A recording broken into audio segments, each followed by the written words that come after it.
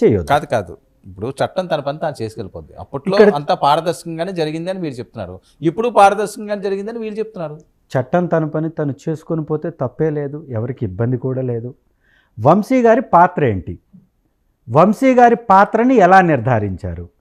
సత్యవర్ధన్ అనే దళిత యువకుడు చెప్పిన వారు పెట్టిన కేసు ఆధారంగానే అయితే నేను కేసు పెట్టలేదు, నేను అక్కడ లేను, నాకు సంబంధం లేదు, నన్ను ఎవరూ దూషించలేదు అని చెప్పడం జరిగింది. ఒకవేళ కిడ్నాప్ కోసమే అరెస్ట్ చేసినట్లయితే అది కూడా కిడ్నాప్ కోసమే అరెస్ట్ అయినట్టయితే రెడ్ బుక్ అమలు జరుగుతుందనా ఏపీలోని? ఎర్రి బుక్ అమలు జరుగుతుంది. అంటే అసమర్థ పరిపాలన, అసంబద్ధమైనటువంటి వ్యవహార సరళి, ఈ రాష్ట్రంలో జరుగుతున్నటువంటి తప్పుడు విధానాల మీద గొంతెత్తేటటువంటి ప్రతిపక్షం యొక్క గొంతు నొక్కటానికి అరెస్టుల పర్వంతో నెలకొక అరెస్ట్. అంటే తెలుగుదేశానికి వ్యతిరేకంగా ఉన్నటువంటి బలమైన నాయకత్వాన్ని ఇప్పుడు జరిగిన 9 నెలలు చూడండి ఏమేం చేశారు. పిన్నెల్లి గారి దగ్గర నుంచి మొదలు పెడితే ఇవాళ వంశీ గారి దగ్గర దాకా ఎంతమంది అండి, ఎంతమంది అంటే తెలుగుదేశం నాయకులు ఈవీఎంలు పగలగొట్టిన కేసులు కూడా ఉన్నాయి, వాటిల్లో కూడా ఉన్నాయి కదా. ఇప్పుడు ఇవాళ మీరు గమనించాల్సింది ఏంటంటే రాష్ట్రంలో 175 నియోజకవర్గాల్లో బలమైన నాయకత్వం వైఎస్ఆర్ కాంగ్రెస్ పార్టీకి ఉన్న దగ్గరే ఎందుకు అరెస్టులు జరుగుతున్నాయి? ఎందుకు జరుగుతున్నాయి? కుప్పంలో జరగవచ్చుగా, ఎందుకు చేస్తున్నారు ఇవన్నీ? ఇక్కడ బలమైన నాయకత్వాన్ని దెబ్బగొట్టాలి.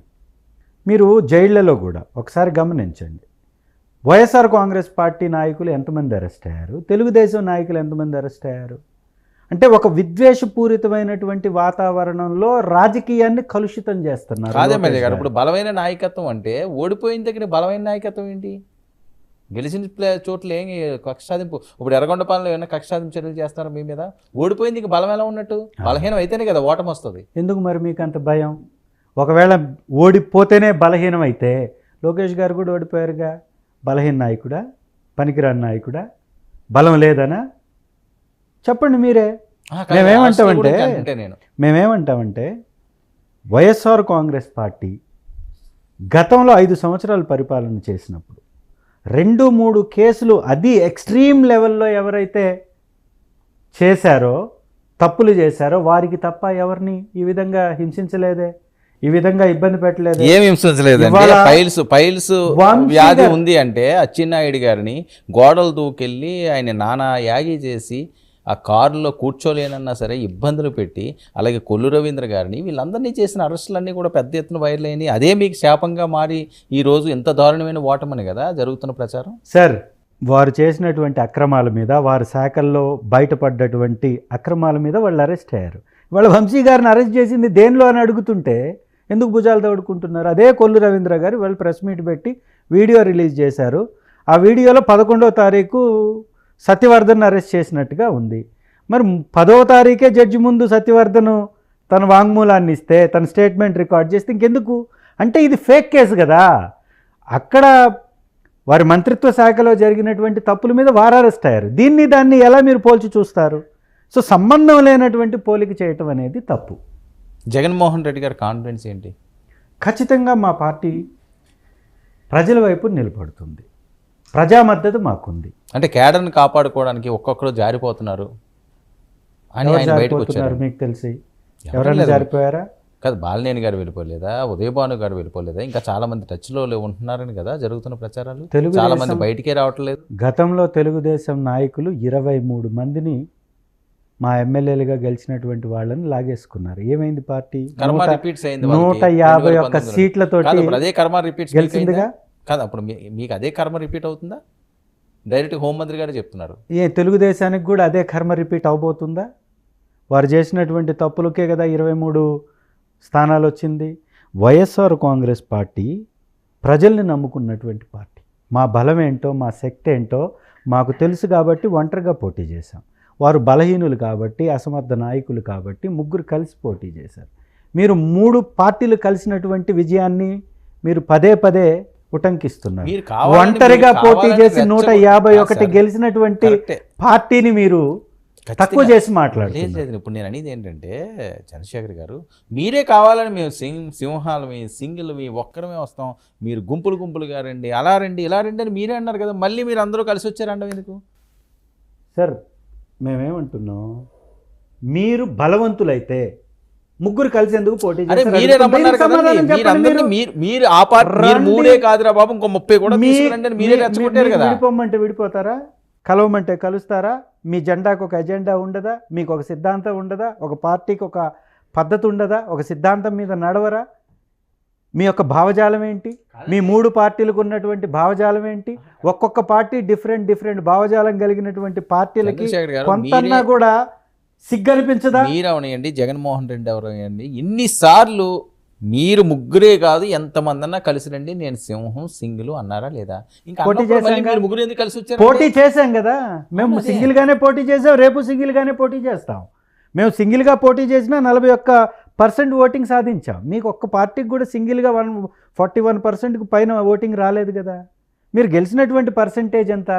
మీ 3 పార్టీలకు కలిసి వచ్చినటువంటి పర్సంటేజ్ ఎంత? ఏ విధంగా మీరు వైఎస్ఆర్ కాంగ్రెస్ పార్టీ బలహీనమైన పార్టీ మాట్లాడుతున్నారు అని? ఓపెన్గా చంద్రశేఖర్ గారు ముక్కుసూటిగా పవన్ కళ్యాణ్ ఎఫెక్ట్ ఈ ఎన్నికల్లో మీకు ఎంతవరకు? ఖచ్చితంగా సార్, ఈ ఎన్నికల మీద అనేక అనుమానాలు ఉన్నాయి, పదే చెప్తున్నాం. ఈ రాష్ట్రంలో జరిగినటువంటి ఎన్నికల ఫలితాల మీద ఆ రోజు నుంచి ఈ రోజు వరకు వైఎస్ఆర్ కాంగ్రెస్ పార్టీ మాట్లాడుతూనే ఉంది. వీవీప్యాట్ల లెక్కింపు కూడా చేయకుండా ఈసీ వన్ సైడ్గా ఆ ప్యాట్స్ను కూడా తగలబెట్టినటువంటి పరిస్థితి ఈ రాష్ట్రంలో కనపడుతుంది. అయినప్పటికీ కూడా ఒక పవన్ కళ్యాణ్ గారో, ఒక లోకేష్ గారో, ఒక చంద్రబాబు నాయుడు గారో వారి యొక్క స్వశక్తితోటి గెలిచినటువంటి పరిస్థితి రాష్ట్రంలో లేదు. అదే వైఎస్ఆర్ కాంగ్రెస్ పార్టీ ఒంటరిగా జగన్మోహన్ రెడ్డి గారి శక్తితోటే ఈ స్థాయికి చేరుకుంది. ఇదైతే వాస్తవం కాదండి. నిజంగా ఈవీఎంలు ఇవన్నీ అనుకుంటుంటే 40% ఓట్స్ అయితే మీకు రాకూడదు కదా, మీరు గెలకూడదు కదా. అంటే మొత్తం కంట్రోల్ చేసి పెడతారా? ఏమో మరి మొత్తం కంట్రోల్ చేసి పెడతారా? ఎవరైనా దొంగతనం చేయాలనుకున్నారనుకోండి ఏం చేస్తారు? సగం వదిలేసి వెళ్తాడా? మొత్తం దోస్తే పోతారు. ఆ విధంగా ఈ వ్యవహారంలో చేసే అవకాశమే లేదు. అనుమానాలు లేకుండా చేయాలనుకుంటారు కానీ బట్టలోడు తీసుకొని నిలబడతారా ఏంటి? అంటే తప్పు చేసేవాడు మన భారత వ్యవస్థను మనం తప్పు పెట్టినట్టు అవుతుంది కదా. ఈవీఎం ఎందుకు మరి లెక్కింపు చేయలేదు? వీవీప్యాట్లు లెక్కించమని అదే బాలినేని గారు అప్లై చేసుకున్నారు కదా, ఎందుకు అదే చేయలేదు? బాలినేని గారు ఎందుకు ఆ అనుమానాలని అలాగే వదిలేశారు? ఎందుకు ప్రతి రాష్ట్రంలో మీరు అన్నారు ఎందుకు ఆయన వెళ్ళిపోయారు, నాకు చేత బలవంతంగా పెట్టించారని ఆయనే అంటున్నారు. అది పార్టీలో ఉన్నప్పుడు మాట్లాడితే బాగుండేది. పార్టీ నుంచి బయటికి వెళ్ళిన తర్వాత వారు మాట్లాడారు, వారి వ్యక్తిగత విషయాలని నేను మాట్లాడలేను. సో వారు ఎందుకు ఆ రోజు చెప్పారో, ఎందుకు కేసు పెట్టారో, ఎందుకు విత్డ్రా చేసుకున్నారు వారిని అడగాలి. బాలినేని గారు ఎందుకు వెళ్ళిపోయారండి? మీకు చాలా బాగా తెలిసిన వాసు గారు, మీరు పోటీ చేయడానికి కూడా ఆయన మద్దతు, ఆయన ఖచ్చితంగా మీరంటే చాలా అభిమానం. కరెక్ట్. మీరు కూడా గురువులా చూసేవారు వాసు గారు అని. ఏంటి ఏమైంది? చెప్పాను కదా, తన వ్యక్తిగతమైనటువంటి కారణాలు వ్యక్తిగత లేకపోతే ఏమైనా ప్రలోభానికి లోనయ్యారా, లేకపోతే ఇమ్మడలేకపోయారా జగన్మోహన్ రెడ్డి? ఖచ్చితంగా వ్యక్తిగత కారణాలతోటే వారు వెళ్ళిపోయారు. మిమ్మల్ని రమ్మలేదా? అంటే ఆయనకి నన్ను రమ్మనేంత ఆలోచన ఏం లేదు అండి. ఆయన వ్యక్తిగత కారణంతో వెళ్ళారు తప్ప ఇంకొకరిని ఇన్ఫ్లుయెన్స్ చేయాలని తను ప్రయత్నించినట్టుగా నాకు ఎక్కడ. చాలా మంది వైఎస్ఆర్సీపీ దగ్గర ఉన్న వాళ్ళని మనం కలిసి వెళ్దాము రండి మీరు పుట్టి మాట్లాడండి. తను ఎవరిని అడిగిన సందర్భమే నా దృష్టికి రాలేదు. మీతో అనలేదా? 100% అనలేదు. కాదు, చాలా కష్ట సమయం కాదా వైఎస్ఆర్సీపీకి? ఎంత అసలు ఒక వైభోగం వెలిగిన వాళ్ళు ఒక్కసారిగా డౌన్ఫాల్ అయిపోయి అలా రోడ్డు మీద నుంచుండే పరిస్థితి వస్తే అపర కోటీశ్వరులు, చాలా దారుణంగా ఉంటుంది కదా. ఆ సిచ్యువేషన్ ఇప్పుడు వైసీపీ కనిపించట్లేదా? అంటే మీరు చూసే యాంగిల్లో ఆ విధంగా అనిపిస్తుందేమో. మేము చూసే యాంగిల్లో వైఎస్ఆర్ కాంగ్రెస్ పార్టీ బలం ఎక్కడా తగ్గలేదు. మొట్టమొదటిగా మీరు తెలుగుదేశం పార్టీ యొక్క నేపథ్యాన్ని చూడండి. 40 సంవత్సరాల నుంచి ఈ ప్రత్యక్ష రాజకీయంలో ఉన్నటువంటి పార్టీ చంద్రబాబు నాయుడు గారి చేతిలోకి వచ్చిన తర్వాత ఎప్పుడు ఒంటరిగా పోటీ చేసే ధైర్యం చేయలే. తనకి నాయకత్వం మీద, తన నాయకత్వం మీదే తనకి నమ్మకం లేదు. ఇవాళ చూడండి ఏ విధంగా దగా చేస్తూ ఉన్నారో. ఇచ్చినటువంటి హామీలు 1 ఇయర్కి ఎగ్గొట్టేశారు.